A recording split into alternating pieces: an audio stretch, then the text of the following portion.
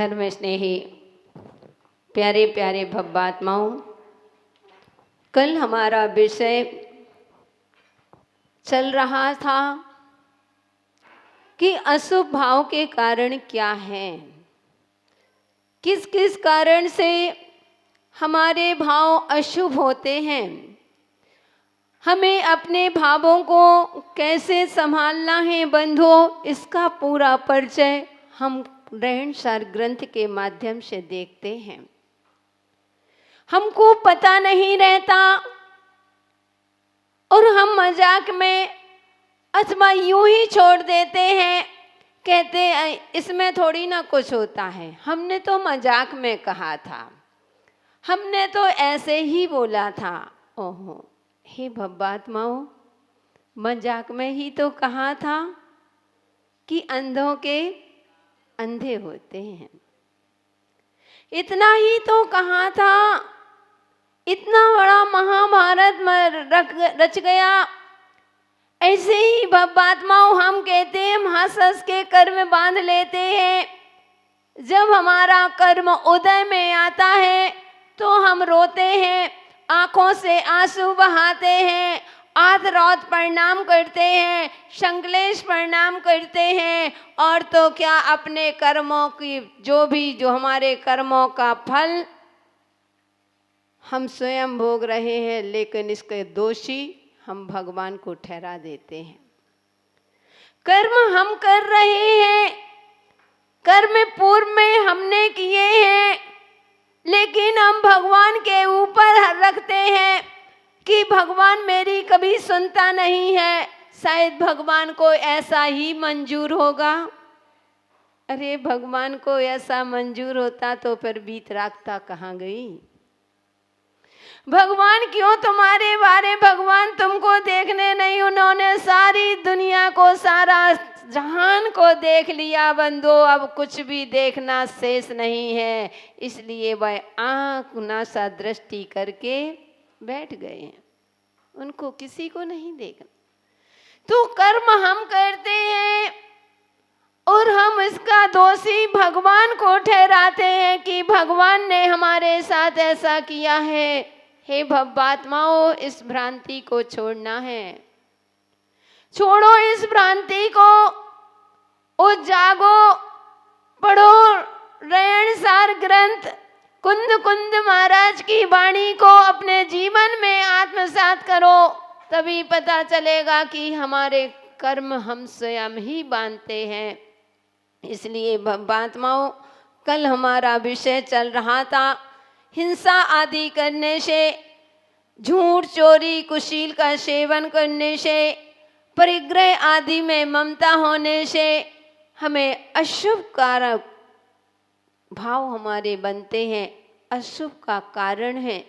हम जितना राग करेंगे वह अशुभ का कारण होता है।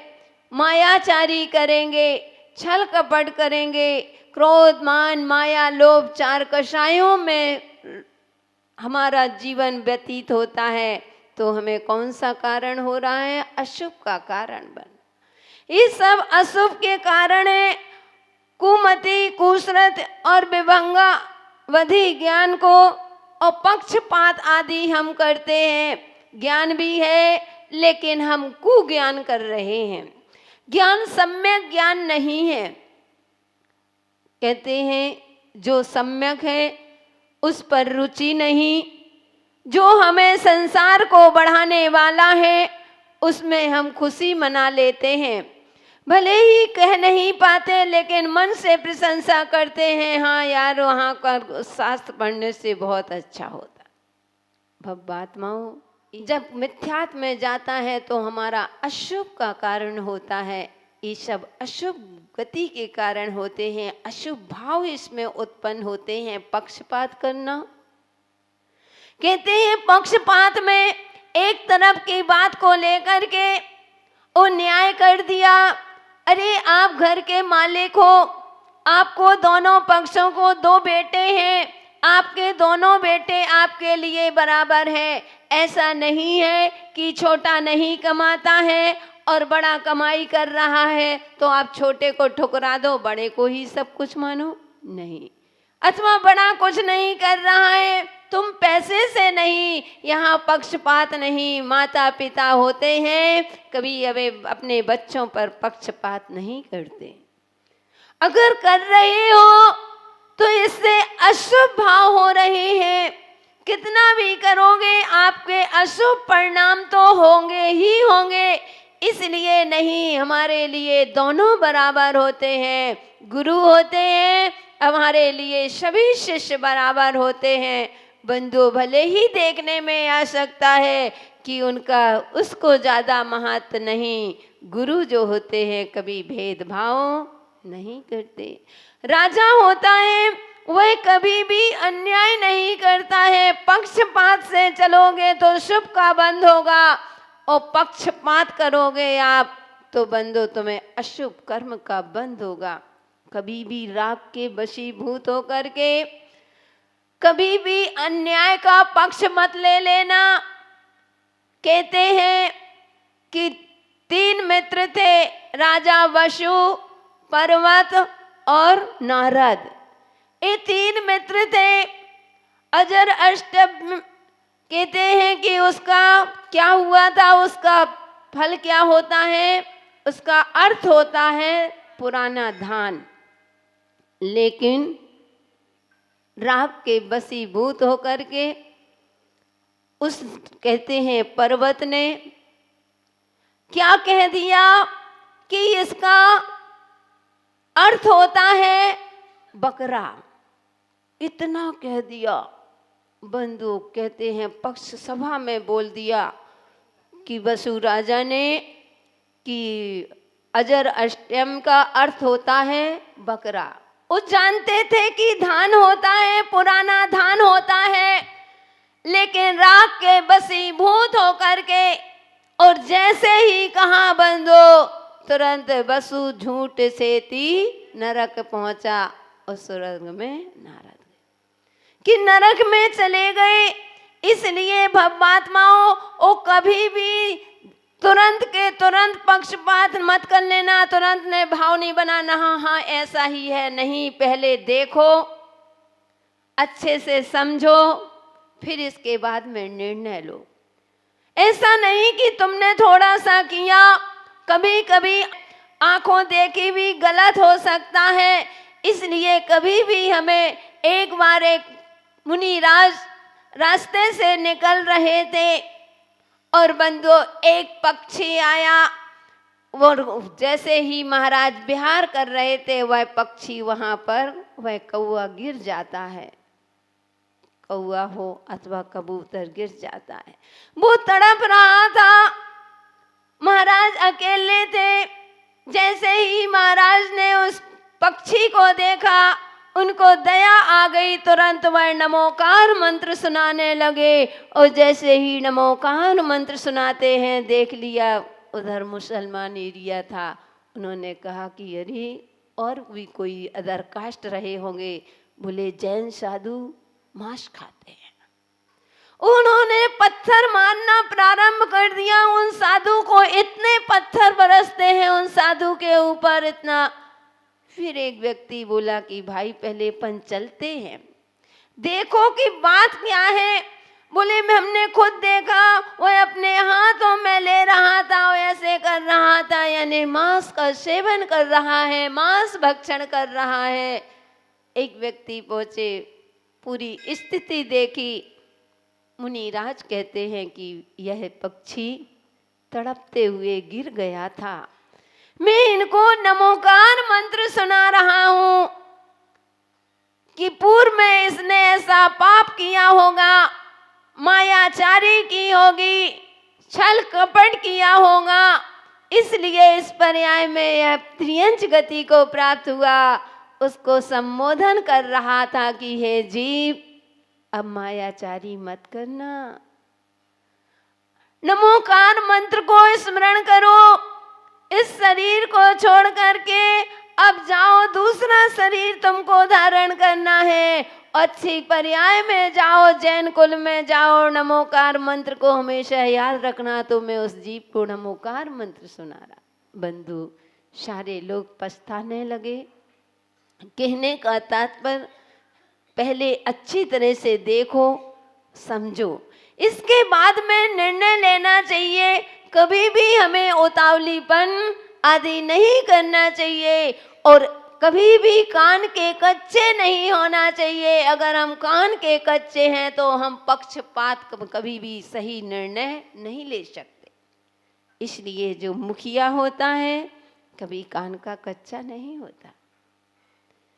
निर्णय क्या सही है क्या गलत है वह 10 बार सोचेगा। इनकी भी सुनता है, उनकी भी सुनते हैं, गुरु होते हैं, इस शिष्य की भी सुनते हैं, इनकी भी सुनते हैं, और फिर जो सही है क्या गलत है फिर उसको प्रायश्चित आदि देते हैं। पिता होता है दोनों पक्ष, इसलिए कभी भी किसी के साथ भेदभाव मत करना।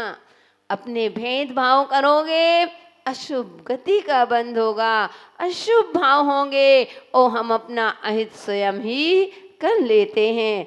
और कहते हैं मात्सर भाव, कभी भी मात्सर भाव आदि नहीं होना चाहिए।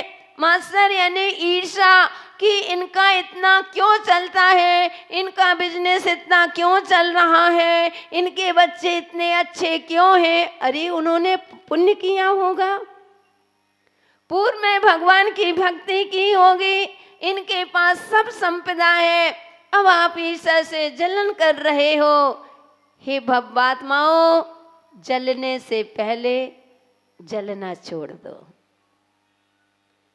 जलने से पहले जलना छोड़ देना, तभी जीवन सार्थक हो सकता है। हमें ईर्ष्या आदि करने से हमारा ही अहित होना है। वह तो दूसरे का पुण्य है, उसने अच्छा किया होगा तो उसको अच्छा मिल रहा है। दूसरों की बढ़ती को देख करके कभी ईर्ष्या भाव नहीं करना। इसलिए मेरी भावना में पढ़ते हो, देख दूसरों की बढ़ती को कभी ना ईर्ष्या भाव धरो। सच बताना, कितनी मेरी भावना जीवन में उतारते हो? रोज मेरी भावना पढ़ते हो?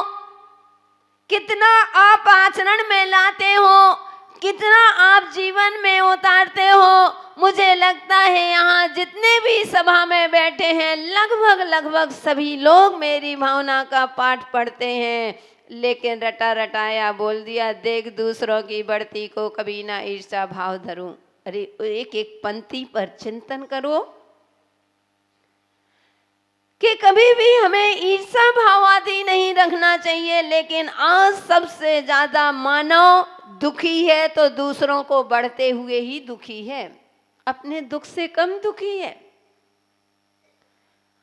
हमारे पास जो है उसका तो हम सुख नहीं भोग रहे हैं, लेकिन जो पड़ोसी के वो घर पर है उस पर दुख हो, उसको देख करके हम दुखी जरूर हो जाते हैं। तुम्हारे उसके यहाँ है तो तुम्हारे दुखी होने से, ईर्ष्या भाव होने से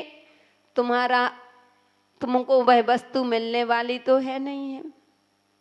इसलिए क्यों परिणाम खराब करते हो? अगर तुम्हारे घर में 2 व्हीलर है तो भवात्माओं 2 व्हीलर का सुख भोगो, 4 व्हीलर की में नजर क्यों टिकाए हो?